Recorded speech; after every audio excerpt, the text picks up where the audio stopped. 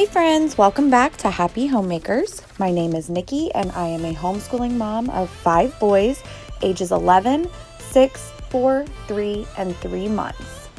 In today's video, I'm going to be doing kind of my Sunday reset to get ready for the week. Somehow every weekend, my house just looks like it explodes. So after church on Sundays, I come home and I try to just do a quick pickup of the whole house.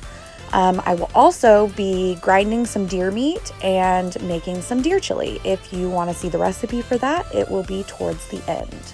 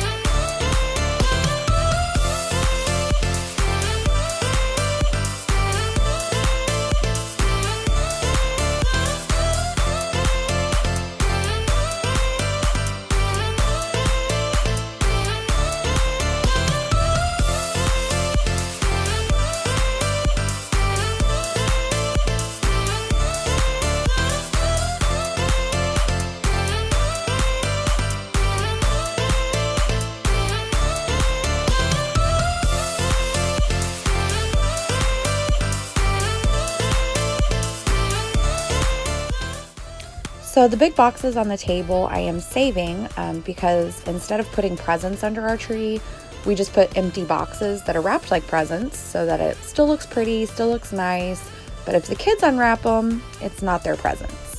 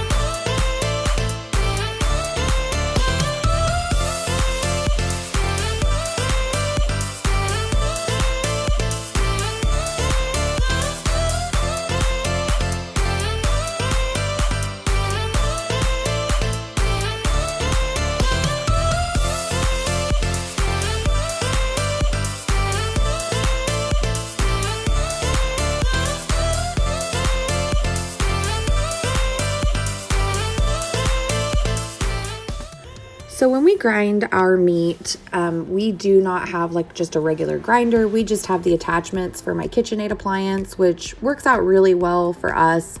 We have not been able to add on our pantry yet. Hopefully that's coming soon. So right now my kitchen is pretty small. It's a galley style kitchen, which would work perfect, but we are a large family. We're a family of 7. So we kind of have to use space extremely sparingly. And this just fits together really nicely. It's really small, it's really compact, and it just hooks right up to an appliance that I already use all the time. So here, my husband had already cut up the meat, trimmed it. He cuts it into about 1 inch to like 1.5 inch cubes, and then you just shove it in the top and it comes out and it grinds. Some people, they will go ahead and cut in some fat with it. I prefer really lean meat. When I was on the farm growing up, like we always had really lean beef. So I really enjoy deer meat being lean also.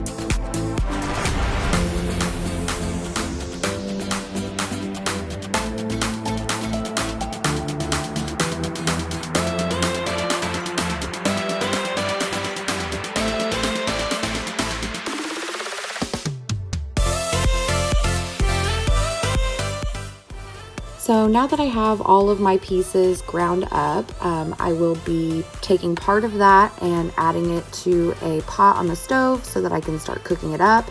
And the rest of it I will bag and put into the freezer for later. I do usually measure the meat like on a scale, weigh it and stuff, but my scale didn't have any batteries and I didn't feel like waiting to go get batteries. So I just kind of eyeballed it. I know about how much meat it takes in a Ziploc bag for it to be a pound.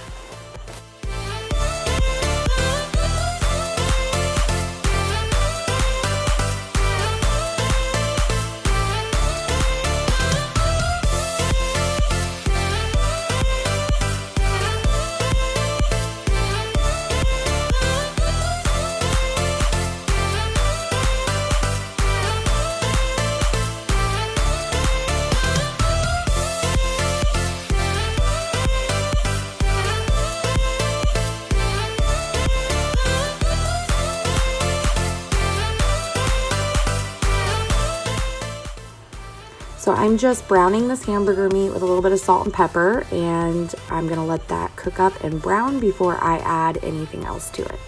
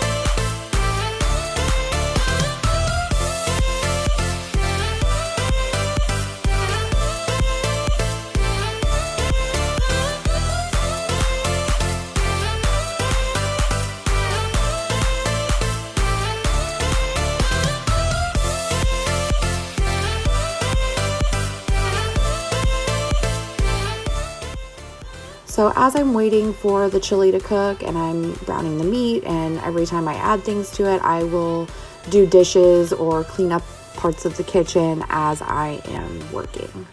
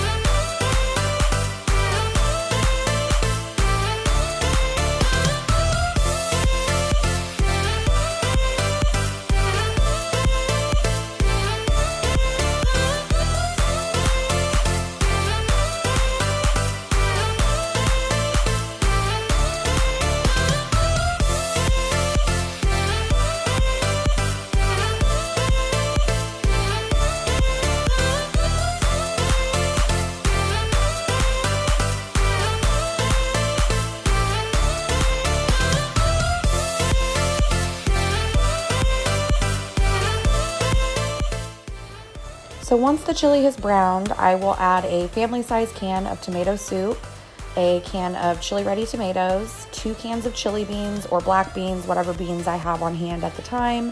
And then each of those cans I will fill with water and add that to the mix also. And then I add about 1.5 tablespoons of chili seasoning. Sometimes I add a little bit more, sometimes I add a little bit less. I just kind of do it to taste.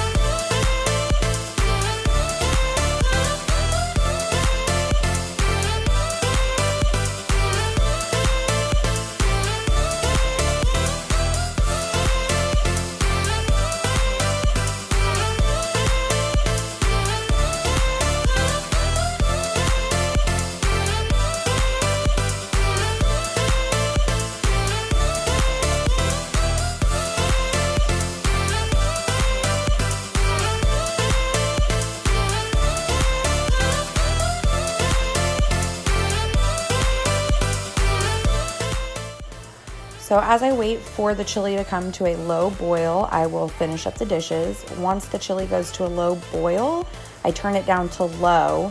The first night, it's always pretty watery, but that's because usually by the second day, it's super thick. So in my house, we always say we like second day chili better than the first day chili.